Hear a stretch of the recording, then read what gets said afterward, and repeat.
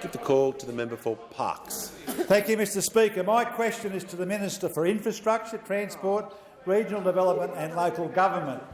I'll refer to warnings by domestic airlines that they will be forced to cut marginal flight routes and increase airfare prices as a result of the government's extreme industrial relations changes. Given regional families rely on these flight routes being accessible and affordable, can the Minister guarantee there will be no impacts to regional flight routes or airfares from Labor's extreme industrial relations agenda? Give the call to the Minister for Infrastructure, Transport, Regional Development and Local Government. Thank you very much. I'll start answering the question and then I will ask the Minister for Industrial Relations, who is responsible both for the legislation and the same job, same pay policy, which in fact I suspect the member was referring to. It has been terrific to see our airlines come back at strength. We're almost seeing 100% of domestic demand coming back. That's very pleasing to see. I do note that Qantas has become very profitable, and had the previous government done what we suggested, actually provide JobKeeper with equity stake in Qantas, we'd actually be making quite a bit of money at the moment. Might have been something that would be a very good idea.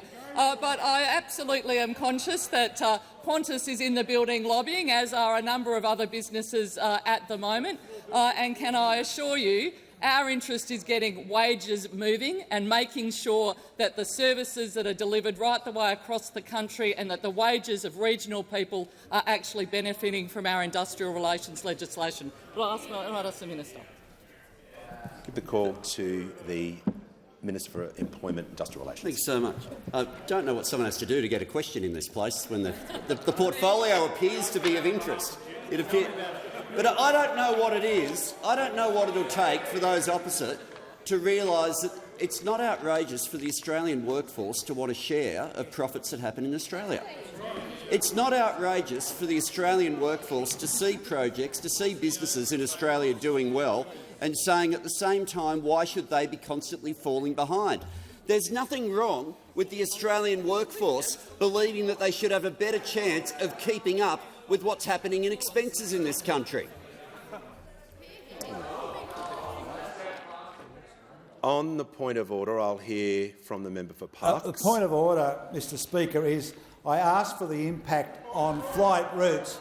I didn't ask the question about wage rates. I asked the impact on flight routes, and the previous minister or the current one hasn't answered that question. Resume your seat. Both ministers are in order. I'm listening carefully to their answers, and I give the call to the minister.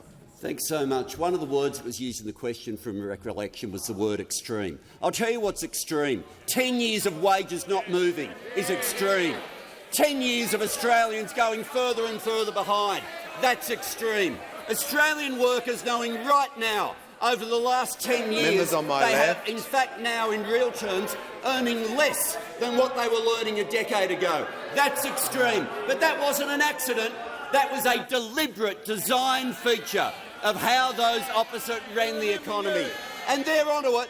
They know the legislation will deal with it because the Shadow Treasurer's objection to the legislation is because it will get wages moving. That's his objection to it. I'll tell you what I want with flight routes. I want more Australians to be able to afford to be able to get on a plane. I want more Australians to be able to afford some of those discretionary expenses. Members on those opposite know. Parkes. The title of the bill is what it will deliver, and that's what they oppose. They oppose secure jobs. They oppose better pay.